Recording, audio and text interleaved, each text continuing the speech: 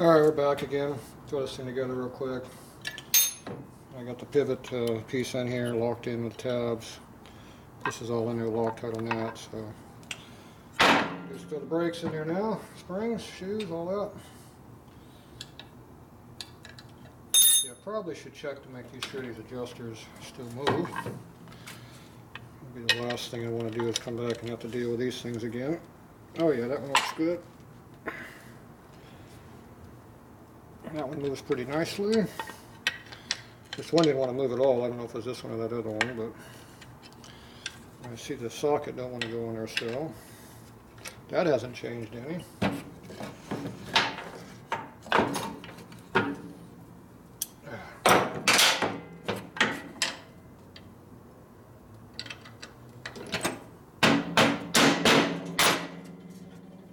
socket's on. Okay. Oh yeah, that one's still pretty tight. It moves though, but it's tight. Alright. That's at least the one you can get to. It's in the back, not the one that's buried. So that's a plus. Okay.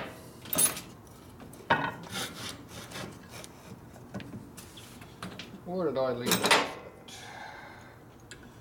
Let's see, a clip. Yep, that's in there. Another clip. The shoe. Put the spring on there.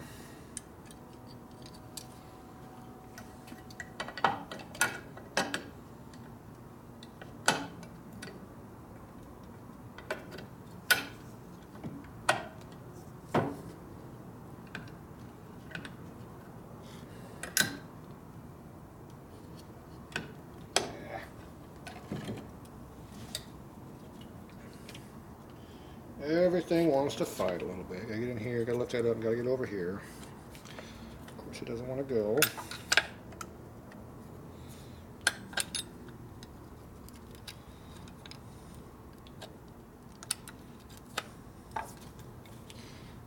There it goes.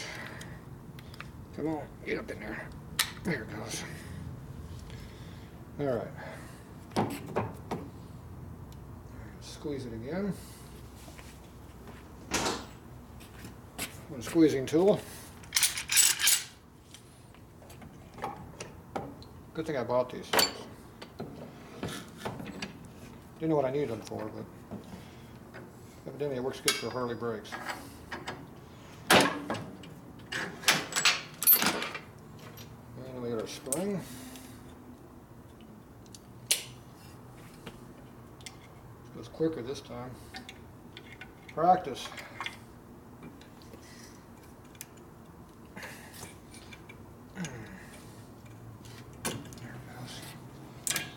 Be getting tired. My fingers are getting not as strong as they were earlier. Oh, the spring got stiffer. One or two. Yeah, but another fun day at Tatro machine. Okay, that is now together. And there. Let's get the wheel up here.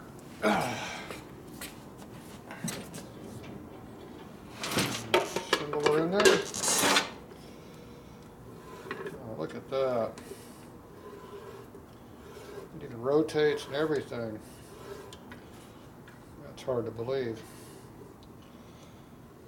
I wonder how long it's going to stay that way, huh? Usually you can't put the wheel in with the brake on or this on there. I'm going to see if I can put the whole assembly in because I got to pull a drum, I think, otherwise. We'll give it a try. If it works, I save 5 or 10 minutes. If it doesn't work, it's going to cost me a minute. Sounds like a good trade-off in time to me.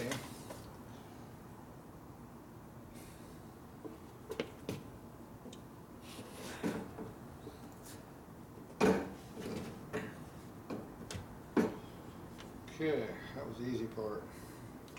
So you gotta make sure the flats, now you can't even see what I'm doing now. So you gotta make sure the flats of the sleeve and this are parallel to each other because they have to fit up in the swing arm that way.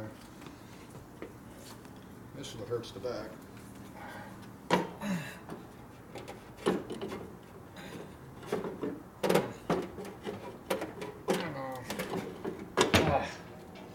Yes, it does hurt the back. Right on the hole, but it won't go in. It screwed up, it went in. Yeah, look at that. My back will worry about that later.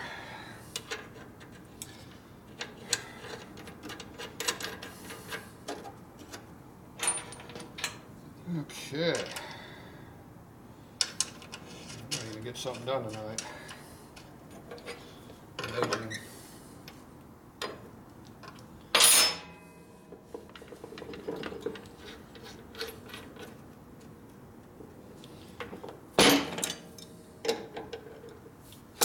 Oop. It's tight. It's like a metric nut.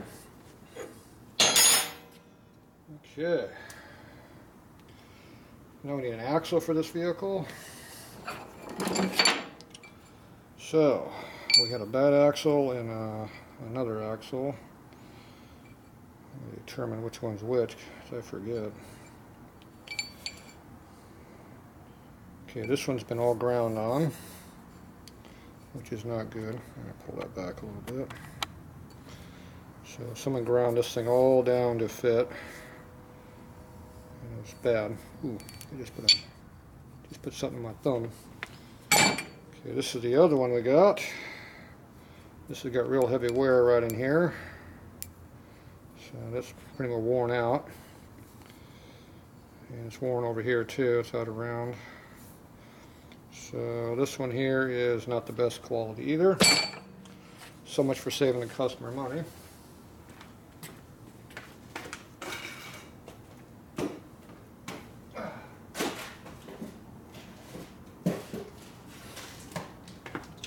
Now I could put a bad axle in there, but that wouldn't be me, would it?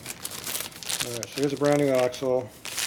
So it turns out the 58 and the 72 are all the same axle. So this is the aftermarket version, so they're straight cut from here all the way across. And the Harley ones are undercut through the middle here, easily. So this is a brand new axle, so that should fit. Yes, I said should fit. Okay, it fits in the sleeve. And it's nice and tightly, but it did go in there. Okay, that's a plus. And we're assuming this fits through the bearing on the other side. And here's our axle spacer right here. We've got to make sure that fits on the other side. So I'm not over there, so it's hard to tell that. So let's put the camera in the back view over here. And I think you can see what I'm doing over there with the squat. How's that look? Oh, that looks horrible. Okay, there you got to be able to see a little bit this way. Let's see if it fits.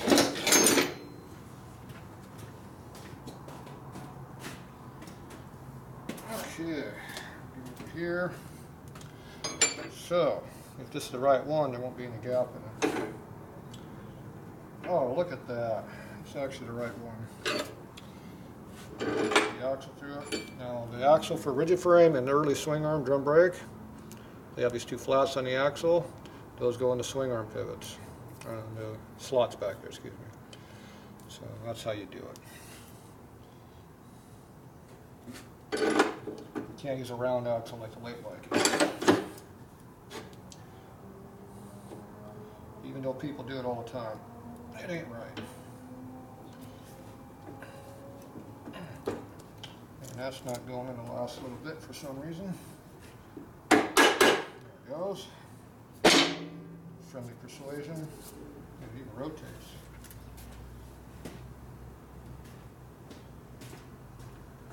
Alright, let me come over to this side of the bike. Axle lock. Axle nut. fit. Is the nut supposed to fit on the axle? Oh, there we go. It screwed up. It went on. Oh. That nut is horrible. Jeez.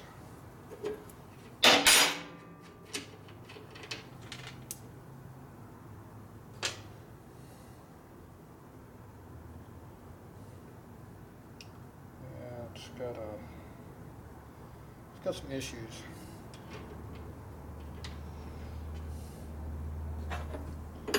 It's a locking nut now. It goes on hard all the way. Okay.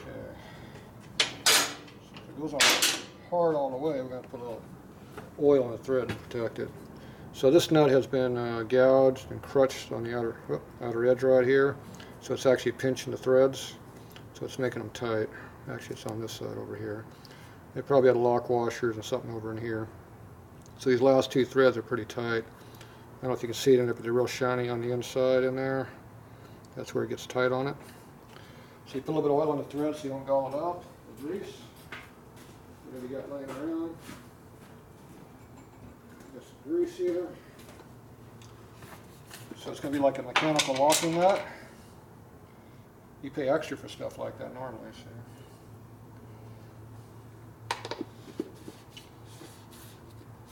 So after you put it on a few times, it'll smooth up on you and work easier.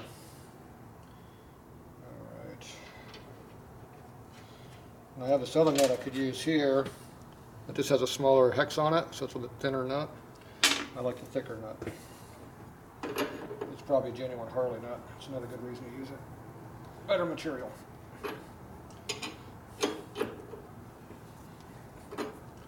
Definitely going on tight.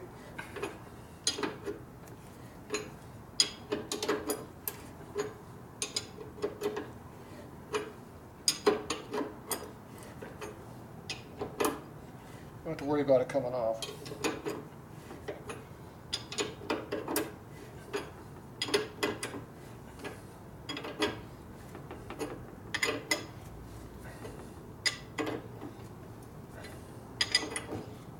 Okay, appear to tighten up.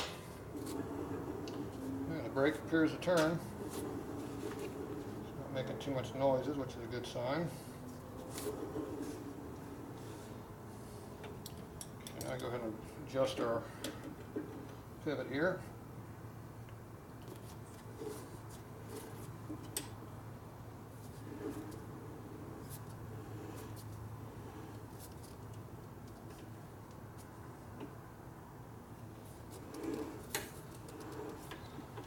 Okay.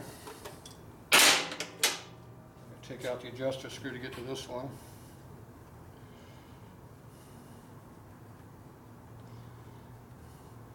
And I'm not sure how the offset of the rear wheel is either, because I haven't got that far yet.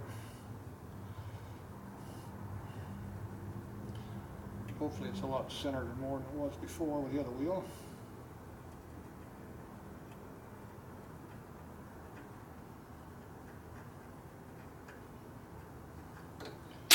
Okay. How's the offset looking there? That's your view. Yeah, it's still to the left a little bit on the fender, it looks like. Just a little bit. So I'm going to do is check my fingers up underneath. The old finger test. Yeah, it's just not quite the full finger up in there.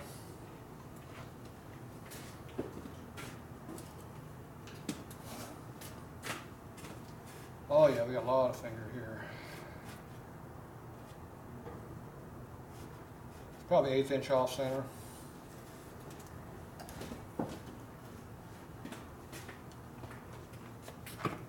But that's usable. I don't have time to do anything about it. We're out of time on this project. The customer's picking the 2 bikes up in another day. I got to work on the 65 yet, so we're not going to have time to redo everything on this bike like we did before. But if I had the time, I would move the wheel over 1/8 of an inch that way to the right, center it up in the wheel, make sure all the spokes are tight, make sure the wheel's true, and go ahead and balance it, and then What else would I do to it? I still got to put all the brake lines on, which ain't going to happen either.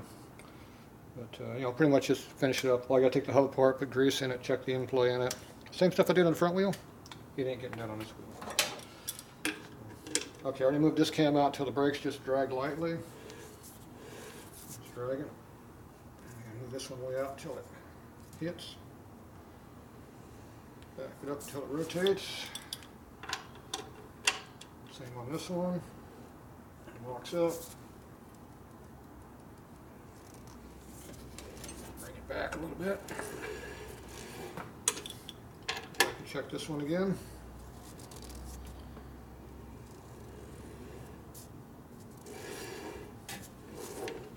They're right up to the max, and they're right just dragging lightly. They're new shoes, so they got to be broken in, so I'm going to leave them slightly tight. That way you won't have to readjust them too soon, because we know they're not going to do it. So they just drag a little bit right now, which is fine. So I'll leave them like that. And then put the axle adjuster back in here. So at least you don't have to worry about that part. I do got to put the rear chain on there for them. I still got to put the cylinders on this bike yet too, so not like I'm done with it, but I got one day to finish this bike and the 65 up, so we'll see what we get done. Okay, so that one's in there. I got to put the other two lug nuts in there, which is right here, and I got to tighten them. So I'm going to go on the other side of the bike for all that. And I gotta do the, let's see, I gotta tighten this stuff up over here. Well, I still gotta adjust the chain. Okay, I don't have to worry about it for now.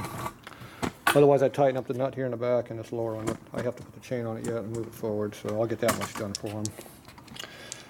I'm not gonna just bail on the project. And we'll work all night tomorrow night, get whatever we're gonna get done tomorrow night. And whatever don't get done, don't get done.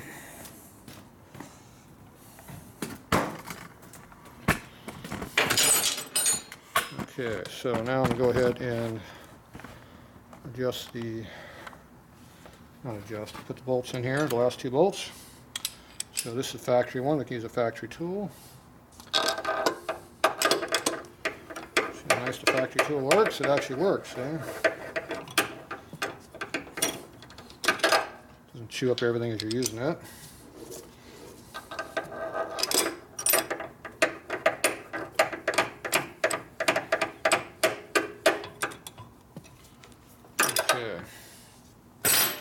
I am going to use this one for torquing though. So I get a lot more torque on this one.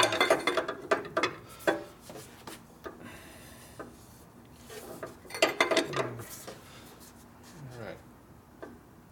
That one's tight.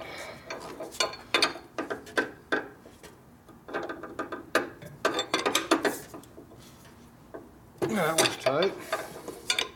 I'm doing a star pattern here, just like the front wheel was. Okay, and that one's tight. Next one. Two more to go. That's tight. One more to go. Oh, that one was loose. That's tight. And double check the first one. Yep, that's good.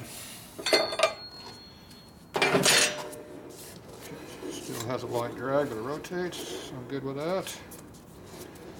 I need to put some air in this tire. It feels a little flat. Got a valve stem in it. I don't know why it feels so flat, but it does feel flat. I'll be right back.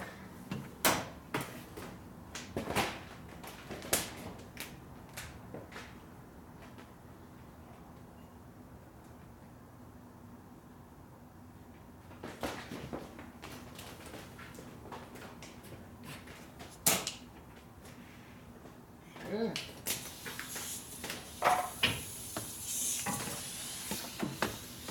On a regular bike, you use 30 to 34 pounds on the back tire, depending on how much weight it is and all that. On a rigid frame, stock is 18 to 22 on the old 516 tires. So with a modern tire on the bike, I usually run somewhere between 25 and 30. So we got over the cush. Now this is a swing arm bike, so we can put it at normal pressures. On a rigid frame bike, you have to, the tire is your suspension, so you have it softer. So I'm going to put this at 32, because I know how the rider is. Actually, I'll probably do 34. He's big. You have to adjust your pressure and stuff for the expected loads you're going to have.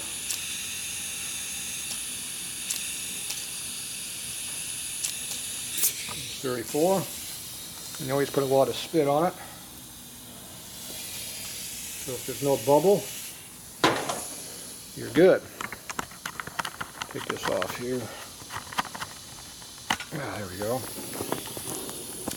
Right now there's a spit bubble right there. See how there's no bubble blowing up? So that means it's good. So you wipe it off.